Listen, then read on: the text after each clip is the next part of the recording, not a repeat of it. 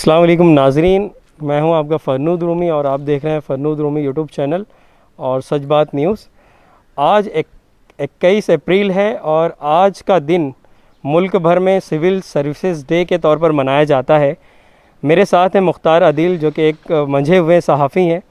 हम आज उनसे ये जानना चाहते हैं कि मुल्क भर के जो सिविल सर्वेंट्स हैं जो आज सिविल सर्विस डे मना रहे हैं, तो मालेगांव में ऐसे सिविल सर्वेंट्स क्या खिदमात अंजाम दे रहे हैं और किस तरह से शहर को आगे लेकर जा रहे हैं, आइए जानते हैं मुख्तार अदील साहब से। देखिए, मुल्क गिर पैमाने पे 21 अप्रैल को हर साल सिविल सर्विसेज डे मनाया जाता है, जिसको अपनी एक कहना चाहिए कि अहमियत हासिल है उस दिन को। और उस दिन की मुनासबत से जितने सिविल सर्वेंट्स होते हैं उनको मुबारकबाद दी जाती है। हम देख रहे हैं कि इस वक्त हिंदुस्तान जो है सबसे बड़े तारीख़ के सबसे बड़े संकट के दौर से गुज़र रहा है। एक संकट हमारे ऊपर गुज़रा था जब ब्रिटिश गवर्नमेंट ने यहाँ रूल किया। एक संकट से हम निकले थे गुलामी के दौर से, अभी दूसरे संकट में हम लोग आए हुए हैं बीमारी के दौर में।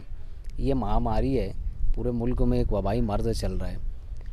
हुकूमती सतह पे जो PIB ने आदाद व शुमार जारी किया था उसके मुताबिक 18,000 से कुछ ज़ायद मरीज़ कोरोना पॉजिटिव के हिंदुस्तान में पाए गए हैं।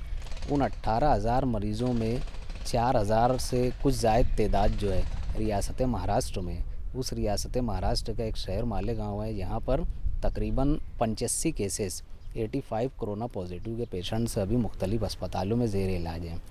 अब हम देखते हैं कि ये मालेगांव शहर जो है ये सन 2001 में 12 स्क्वायर किलोमीटर रकबे में आबाद ये शहर था। उस वक्त यहाँ आबादी जो थी वो सेंसस के एतबार से, लास्ट सेंसस जो हमारा हुआ है उसके एतबार से हमारी आबादी जो है 7,92,995 लोग यहाँ रहते हैं। मतलब तकरीबन 8 लाख आबादी का शहर है। बाद में इस शहर की शहरी हदूद बढ़ाई गई तो 68.56 स्क्वायर किलोमीटर का ये पूरा हमारा गांव है, इसका हदूद अरबा है। और यहाँ पे 87.44% जो है लिटरेसी का रेट है।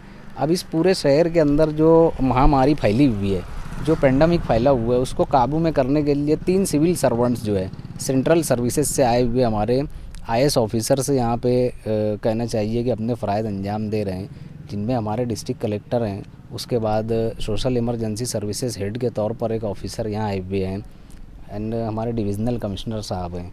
इस तरीके से सेंट्रल सर्विसेज के 3 ऑफिसर्स हैं और 3 IPS ऑफिसर जो डिवीज़न के IG हैं हमारे, और डिस्ट्रिक्ट की SP हैं और मालेगांव के एडिशनल SP है।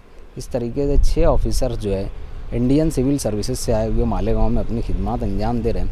इसके अलावा और कई ऑफिसर्स ऐसे हैं जो स्टेट सर्विसेज से आए हुए हैं, राज्य सेवा आयोग से आए हुए हैं और मालेगांव के मुख्तलिफ़ सरकारी महकमों में खिदमत अंजाम दे रहे हैं। मालेगांव म्यूनसिपल कॉरपोरेशन है और रिवेन्यू डिपार्टमेंट है और आरोग्य डिपार्टमेंट है और भी दूसरे सरकारी महकमों में ये लोग काम कर रहे हैं। कहने का मतलब ये कि इतना बड़ा पूरा अमला जो है आज मालेगांव शहर को संभालने के लिए लगा हुआ है। इस शहर को पूरी तरीके से, जैसे पूरा मुल्क लॉकडाउन है वैसे मालेगांव शहर भी आज लॉकडाउन है। और इस लॉकडाउन में जितने मरीज़ हैं उनको ज़्यादा से ज़्यादा राहत कैसे पहुंचाई जा सकती है, इसका काम जो है सरकारी इंतज़ामिया कर रही है। और एक बात ऐसी है कि ये नासिक डिस्ट्रिक्ट जो है ये इसका रकबा 15.582 स्क्वायर किलोमीटर का पूरा हमारा नासिक डिस्ट्रिक्ट है। आबादी जो है 61,07,181 है। तकरीबन 61 लाख से ज़्यादा आवाम लोग रहते हैं यहाँ पर। 82.31% जो है हमारा लिटरेसी का रेट है डिस्ट्रिक्ट का। 9 सब डिवीज़न है। उसके अलावा और इसकी अपनी एक अफादियत है, ये ग्रेप्स डिस्ट्रिक्ट के नाम से भी जाना जाता है। मतलब अंगूर का काश्त तो ज़्यादा होती है यहाँ नासिक में। उसके बाद मालेगांव में टेक्सटाइल क्लस्टर होने की वजह से, टेक्सटाइल कारोबार होने की वजह से, पावरलूम इंडस्ट्री होने की वजह से इसे पारचा वाफी सनत का मरकज़ भी कहा जाता है। इस लिहाज से अगर देखें तो मालेगांव को एडमिनिस्ट्रेटिव लेवल पे संभालना और नासिक डिस्ट्रिक्ट को एडमिनिस्ट्रेटिव लेवल पर पूरा मैनेज करना ये इंतहाई मुश्किल काम है। और ये काम जो ऑफिसर कर रहे हैं, ख़ास तौर से हमारे जो डिस्ट्रिक्ट के डिस्ट्रिक्ट कलेक्टर हैं आदरणीय सूरज मांडरे सर और उनके तमाम सब ऑर्डिनेट ऑफिसर्स जो हैं, ये बहुत बड़ा काम कर रहे हैं इस वक्त। होना तो ये चाहिए कि आज 21 अप्रैल है, इनके लिए जश्न मनाया जाता, इनकी खिदमत का एतराफ़ किया जाता। इनको आवाम की जानिब से बधाई दी जाती। लेकिन आज हालात ऐसे हैं कि देखो, खुशी का मौका है लेकिन हम लोग एक बड़ी जंग से जो है लड़ रहे हैं। इस जंग से लड़ना ही असल में सिविल सर्वेंट की ज़िंदगी का मकसद होता है। वो आता ही इस लाइन में इसलिए है कि वो आवाम की खिदमत कर सके। जनाब वाला एक सवाल ये था कि जब इतने आला दिमाग लोग यहाँ मौजूद हैं, उसके बावजूद यहाँ अब हम देखते हैं कि शहर भर में लोग काफ़ी परेशान हैं। सिस्टम बराबर नज़र नहीं आ रहा है। लोग 2 वक्त के खाने के लिए परेशान हैं। उनके काम बंद हो चुके हैं, बैंक्स बंद है, लोग पैसे नहीं निकाल पा रहे हैं। तो क्या इस चीज़ को जो लागू किया गया लॉकडाउन को, उसको सिस्टमेटिक तरीके से किया जा सकता था और नहीं किया गया? वो सिस्टमेटिक तरीके से हुकूमत हिंद कर सकती थी, गवर्नमेंट ऑफ इंडिया जो है इस मामले में कर सकती थी। और हम ऐसा समझते हैं कि जो नेशनल सिक्योरिटी एडवाइज़र हैं, हमारे कौमी सलामती के जो मुशीर है अजीत डवल सर, इनको इस मामले में कहना चाहिए कि कुछ ना कुछ बोलना चाहिए ताकि आवाम मुतमईन हो जाए। उसी तरीके से जैसे दिल्ली में हालात ख़राब हुए तो अजीत डवल सर ने खुद मुतासरा इलाकों का दौरा किया था, वहाँ की आवाम की ढारस बंधाई थी, आवाम के दरमियान आए थे वो। तो इसी तरीके से लॉकडाउन कितना सही है और कितनी उजलत में किया गया, कितनी ताख़ीर से किया गया और इससे जो पैदा होने वाले मसाइल है, इसके ऊपर एक मरतबा तो उनको मीडिया के सामने ब्रीफ करना चाहिए। एक बात। दूसरा ये कि जो प्रॉब्लम्स आप बता रहे हैं, ये प्रॉब्लम्स सिर्फ वो मालेगांव के नहीं है, ये प्रॉब्लम्स हमको बम्बई के अंदर भी दरपेश है, ये प्रॉब्लम हमको अहमदनगर के अंदर भी दरपेश है, ये प्रॉब्लम पड़ोस के जो ज़िले हमारे धुलिया है, जलगांव है, यहाँ पर भी दरपेश है। अब चूँकि लॉकडाउन है, लॉकडाउन का मतलब होता है कि हर किस्म की एक्टिविटी को रोक देना, हर किस्म की सरगर्मियों को मुकम्मल तरीके से रोक देना। इस वक्त सिर्फ वो इमरजेंसी फैसिलिटीज़ होती हैं जो जिन्हें हम बुनियादी सहूलियात की फराहमी कहते हैं, वो सिर्फ वो जारी रह सकती है। और जो मसाइल पैदा हुए हैं, ये मसाइल तो हमारे साथ कल भी थे। मतलब जो अमूमी मसाइल है वो हमारी ज़िंदगी के साथ लगे हुए मसाइल हैं। ये आज लॉकडाउन की वजह से ख़ास तौर से सबसे बड़ा मसला जो हमको दरपेश हुआ है वो प्राइवेट हॉस्पिटल्स के अंदर जो खिदमात मुतासिर हो चुकी हैं या सर्विसेज बंद कर दी गई है। ये कहा जाता है कि हमारा स्टाफ काम पे नहीं आ सकता, स्टाफ में लोग को यानी जो फैसिलिटीज़ चाहिए वो नहीं है, हमारे पास पीपीई किट नहीं है, हमारे पास मेडिकल इक्विपमेंट्स नहीं है और दूसरे तिब्बी सामान जो दरकार होते हैं ज़रूरी वो नहीं है। इन सब मसाइल की वजह से शहर में नागहानी अमवात हो रही है। सबब के दर्जे में ये होता है कि किसी शख्स को अगर दौरे कल्ब है तो उसे फौरी तौर से मेडिकल ट्रीटमेंट दिया जाए, और अगर हम ये नहीं फराहम कर सकते हैं तो उसकी मौत वाक़ई हो जाती है। हम लोग इस बात पे यकीन रखते हैं कि जिसका जो वक्त जहाँ जैसे मुतय्यन है वो उस वक्त तो अपनी ज़िंदगी का दिन पूरा करके सांस शुमार करके इस दुनिया से चला जाएगा। लेकिन सबब के दर्जे में कोशिश की जाती है, डॉक्टर्स को बताया जाता है कि इत्मीनान होता है फैमिली को, या अगर किसी के वालिद साहब हैं तो उसके बाल बच्चों को इत्मीनान होता है, किसी की वालिदा है तो उसकी बच्चियों को इत्मीनान होता है। आज ये प्राइवेट हॉस्पिटल से बंद हो जाने की वजह से सबब के दर्जे में जो लोग कोशिश करने वाले उनको बहुत मायूसी हाथ आ रही है। और आप देख सकते हैं कि शहर में बड़ी तादाद में अमवात हो रही है। एक एक मोहल्ले से 24 घंटे के अंदर 5-5 जनाजे उठते हैं। आप सुबह की अजान होती है तो एक पुकारा सुनेंगे, ज़ोहर बाद तदफीन होती है, लोग वापस नहीं आते हैं, दूसरा पुकारा होने लगता है। इस तरीके के हालात मालेगांव शहर के अंदर है। अभी कॉरपोरेशन के कमिश्नर किशोर बोरेडे का जिस तरह तबादला हुआ और नए कमिश्नर आए, उस पर आप क्या कहेंगे? किशोर बोरोडे सर जो एक सीनियर ऑफिसर थे, उन्होंने पब्लिक वर्क्स डिपार्टमेंट में मतलब अवामी खिदमात के मैदान में बड़ी उम्र गुजारी थी। होना तो ये चाहिए था कि उम्र भर का तजुर्बा निचोड़ता वो शख्स यहाँ पर। इतनी बड़ी चेयर थी उनके पास, अथॉरिटीज़ थी। मालेगांव म्यूनसिपल कॉरपोरेशन के कमिश्नर थे, वो सक्षम अधिकारी के तौर पे काम कर रहे थे यहाँ। बहुत बाइख्तियार और पावरफुल ऑफिसर थे, उम्र भर का उनका तजुर्बा था।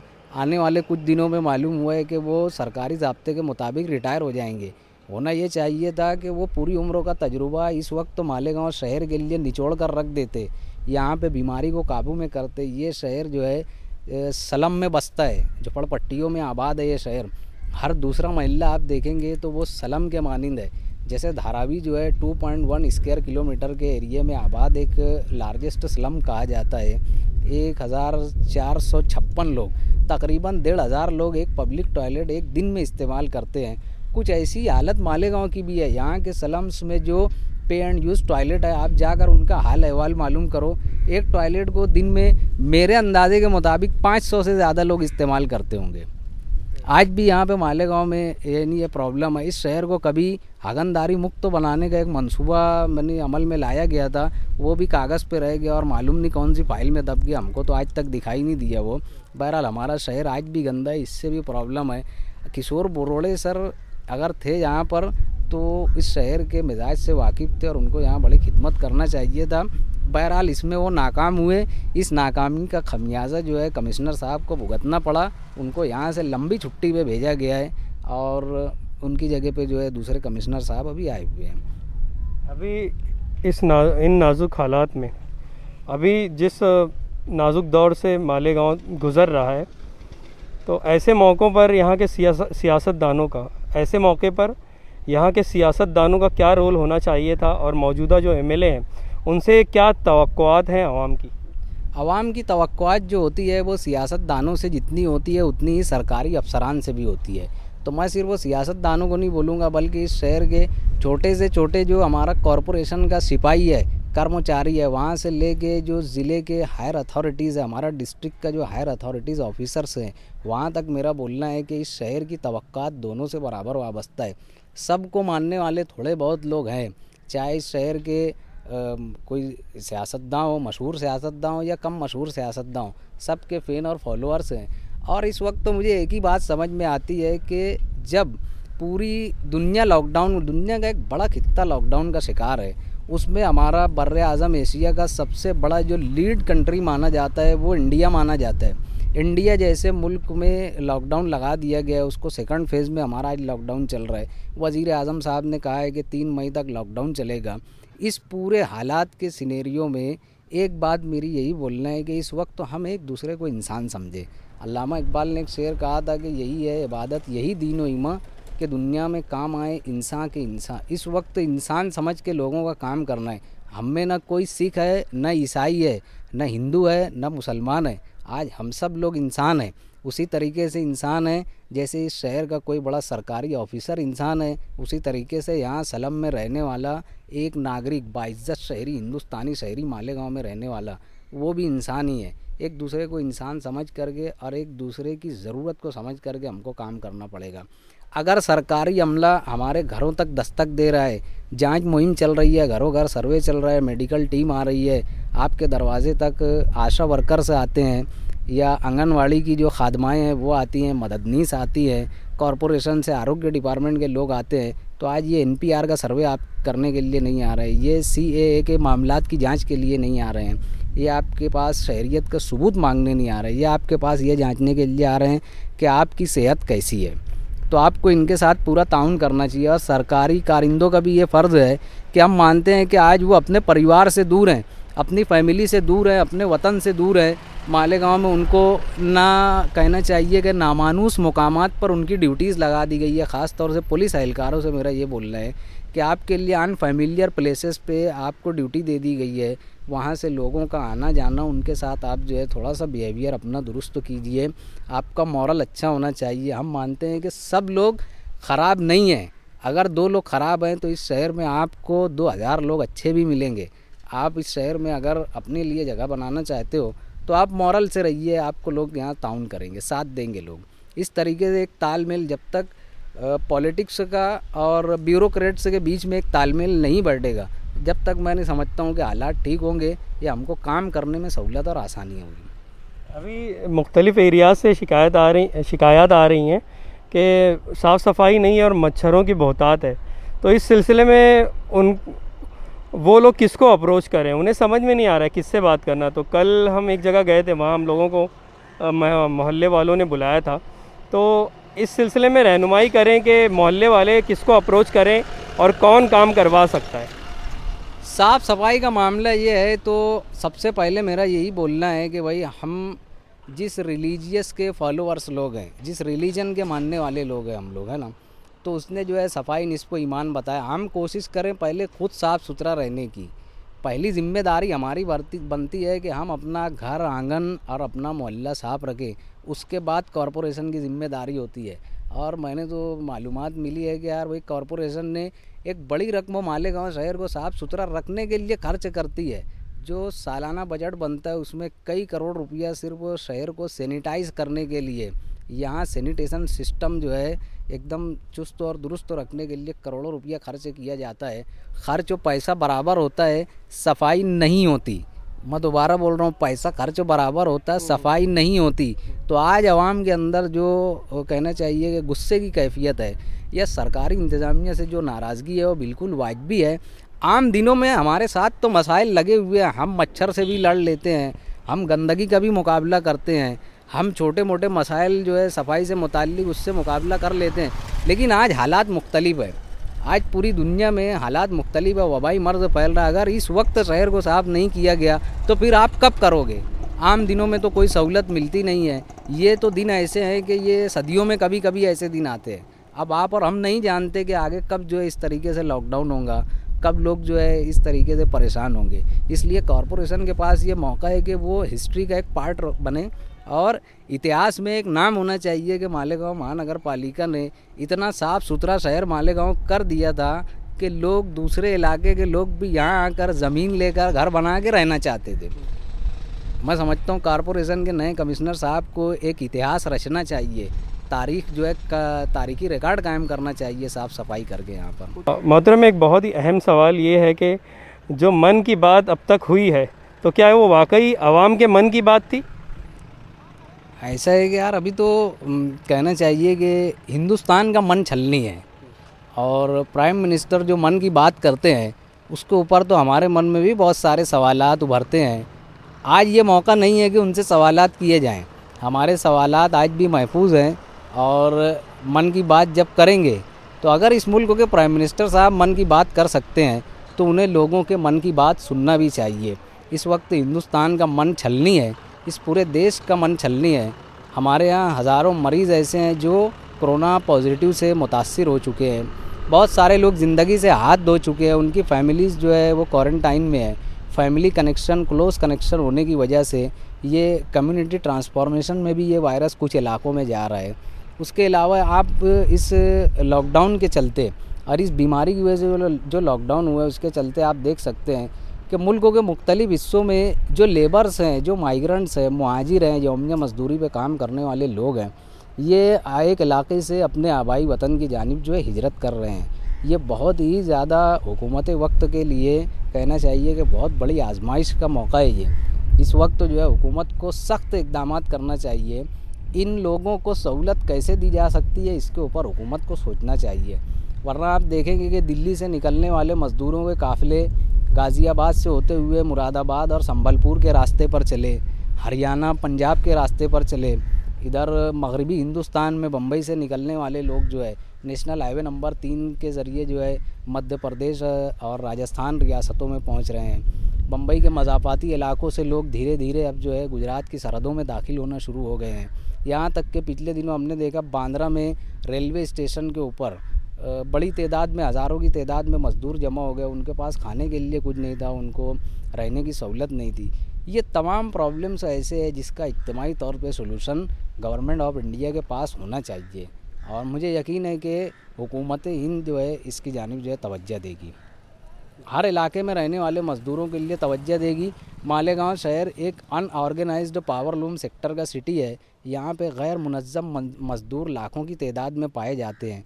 हुकूमत ने थोड़ा सा इस गरीब शहर की जानिब भी तवज्जो देनी चाहिए, कैसे इस शहर के मज़दूरों की सलाह फलाह और माशी मदद के लिए जो है पैकेज दिया जा सकता है। इसके लिए हुकूमत, रियासती हुकूमत से ख़ास तौर से मेरी दरख्वास्त है, इस रियासत के चीफ सेक्रेटरी उज्जवल मेहता साहब जो है, आदरणीय उज्जवल मेहता साहब, और राज्य के मुख्यमंत्री आदरणीय उद्धव ठाकरे साहब, इन दोनों की तरफ जो है हमारा कहना चाहिए एक मैसेज है, थोड़ा सा मालेगांव शहर की तरफ वो तवज्जो मबजूल कराएं। आखिर में ज़िम्मेदारान शहर से आप क्या गुजारिश करेंगे, किस तरह से हालात को काबू में किया जाना चाहिए? हालात काबू में उस वक्त आ सकते हैं जब आवाम, सरकारी इंतज़ामिया और हमारे सियासी रहनुमा तीनों इकट्ठा हो जाएं। एक काम करने का जो है वर्किंग ट्रायंगल बनना चाहिए तीनों के मिजाज में हम आहंगी होना चाहिए। अगर सरकारी इंतज़ामिया से कोई ऑर्डर जारी होता है तो आवाम उसको 100% फॉलो करे, 100% उसके ऊपर अमल करे। और हमारे जो सियासी कायदीन हैं उसमें ज़बरदस्ती, खुदारा मैं बोलता हूँ, ज़बरदस्ती अलिफ और बे निकालने की कोशिश ना करें। उसको समझें पहले ये शहर के मुफाद में है या नहीं है, एक बात। दूसरा, आवाम की तरफ से कोई ऐसी बात नहीं आना चाहिए कि जिससे सरकारी इंतज़ामिया को अपना फ़र्ज़ पूरा करने में तकलीफ़ दरपेश होती है। अगर आवाम मुकम्मल तौर से मुआवनत के लिए तैयार है तो सरकारी इंतज़ामिया के मसाइल हल होते हैं। तीसरा ये है कि मालेगांव शहर को जो है कहना चाहिए कि बैनुल अक़वामी शोहरत हासिल है और यहाँ के सियासतदानों को भी लगभग वैसी ही शोहरत हासिल है। सब लोगों के जानने मानने वालों का छोटा बड़ा हल्का है। यहाँ पर कहना चाहिए कि लोग, एक मर्तबा ये होता है कि किसी की बात माने ना माने, सियासी लोगों की बात लोग मान लेते हैं। तो हमारे सियासी रहनुमाओं से इस वक्त हमारी तवक्के ये है कि मैच्योर पॉलिटिक्स का मुज़ाहरा करें। मैच्योर पॉलिटिक्स का, दानिशवराना सियासत जिसको बोलते हैं, मुदब्बिराना सियासत बोलते हैं, वो सियासी कहना चाहिए कि सियासत का वो आपके पास बलीग नज़रिया होना चाहिए। किसी मिसाली सियासतदान का नाम आप यहाँ कोट कर? 2 लोगों का नाम मैं बोलना चाहूँगा, पंडित जवाहरलाल नेहरू साहब का और मौलाना अबुल कलाम आज़ाद का। पंडित जवाहरलाल नेहरू साहब का नाम इसलिए बोलना चाहूँगा कि पंडित साहब ने जदीद हिंदुस्तान की जदीद खारजा पॉलिसी का उन्हें मेमार कहा जाता है और हमारे मुल्क का जो वफाकी तर्ज हुकूमत है उस ढांचे की मजबूती के लिए पंडित जी ने और उनके घराने ने बहुत कुर्बानियाँ दी हैं। दूसरा, जो मौलाना अबुल कलाम आज़ाद थे, मौलाना अबुल कलाम आज़ाद जैसा सियासी लीडर इस मुल्क को सदियों में नहीं मिल सकता जिसने तकसीम वतन की मुखालफत की और यहाँ पर सिर्फ हिंदुस्तानी मुसलमानों की नहीं बल्कि उस वक्त करोड़ों हिंदुस्तानियों के वो मुत्तहिदा और मुत्तफ़िका तौर पर कायद रहे हैं। उन्होंने हमेशा बलीग नज़र सियासत की है। इख्तिलाफ उस दौर में भी था, मुख्तलिफ एक ही सियासी पार्टी में शिद्दत पसंद लोग भी थे और एतदाल पसंद लोग भी थे, लेकिन जहाँ मुल्क के इज्तिमाई मुफाद की बात आई, जहाँ अवाम के मुफाद की बात आई थी, वहाँ पे एतदाल पसंदों की बात जो है शिद्दत पसंदों ने बिला चू चेरा कबूल कर ली थी। तो मैं वही चाहता हूँ कि शहर में भी ये तारीख दोहराई जाए कि किसी एक बात पर शहर मुत्तफ़िक हो जाए। आने वाले 13 दिन जो हमारे लिए हैं बहुत ज़्यादा अहमियत के हामिल है। 3 मई को वज़ीर आज़म साहब ने लॉकडाउन ख़त्म होने के लिए उन्होंने कहा है मीडिया के सामने, तो आज से हमारे पास 12 या 13 दिन बाकी बचते हैं। वो 13 दिन हमारे लिए बहुत ज़्यादा अहमियत के हामिल है और इन 13 दिनों में पब्लिक, पुलिस और पॉलिटिशियन ट्रिपल पी फार्मूला जो हमारा बनना चाहिए मालेगांव का, और एक इतिहास होना चाहिए, एक तारीख़ बनना चाहिए। जब कभी आने वाले वक्त का मौर्रिख हिंदुस्तान की तारीख़ लिखे तो उसने मालेगांव शहर के बारे में लिखना चाहिए कि इस शहर में लोग ऐसे भी थे। बहुत बहुत शुक्रिया आपका। तो जनाब वाला ये थे मुख्तार अदील, जो कि बहुत ही अच्छे कलमकार और सहाफ़ी हैं, साथ ही साथ उस्ताद हैं एक स्कूल में मालेगांव की। और ये हमें बता रहे थे कि आज चूँकि सिविल सर्विसेज डे मुल्क भर में मनाया जा रहा है और जितने सिविल सर्वेंट्स हैं वो आज मुल्क में जो तशवीशनाक हालात हो गए हैं कोरोना वायरस के सबब, उस वजह से काफ़ी मसरूफ़ हैं और हम नहीं समझते कि उनको इस डे के मनाने का मौका मिल पा रहा होगा आज। तो आज उन तमाम ही सिविल सर्वेंट्स को हम इदारा सच बात और फन्नूद रूमी यूट्यूब चैनल की जानिब से और जनाब मुख्तार अदील की जानिब से खिराज अक़ीदत पेश किया जाता है, उनकी खिदमत को सलाम किया जाता है। बहुत बहुत शुक्रिया।